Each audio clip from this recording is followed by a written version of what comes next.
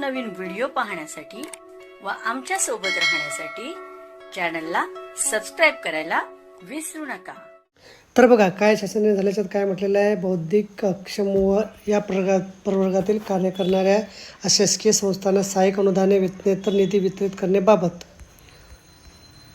दिव्यांग विशेष अशासकीय शाळा कार्यशाळांमधील शिक्षक शिक्षकेतर कर्मचाऱ्यांच्या वेतन तसेच वेतनेतर थकबाकी अदा करण्यापूर्वी अवलंबायच्या विविध कार्यपद्धतीबाबत संदर्भ क्रमांक 1 येथील शासन परिपत्रकान्वये निर्देश देण्यात आले असून संदर्भ क्रमांक 2 मधील शासन निर्णय विहित करण्यात आलेल्या तपासणी सूचनेनुसार प्रस्ताव तपासून सादर करण्याबाबत सूचना दिलेल्या आहेत।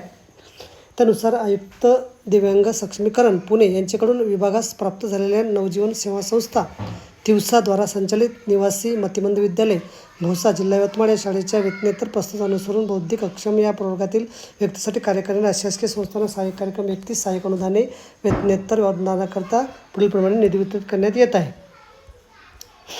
सदर निधी खर्चानियंत्रण ठेवण्यासाठी आयुक्त दिव्यांग सक्षमीकरण आयुक्तालय महाराष्ट्राचे पुणे हे नियंत्रक अधिकारी म्हणून राहतील। आयुक्तालयाने सदर आदेशान्वये जिल्हा कार्यालयाने निधी वितरित करावा। संस्था शाळेकडून स्वतंत्र निधी प्रस्ताव मागू नये।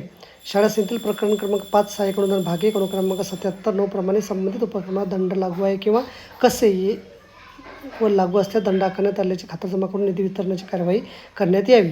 नियंत्रक अधिकारी यांनी उपरोक्त निवडण्यातील रक्कम 4 मधील निधी खर्चावर नियंत्रण ठेवावे तसे उपयोगिता प्रमाणपत्रे सादर करण्याच्या अटीचा अधीन राहून निधी वितरित करावा।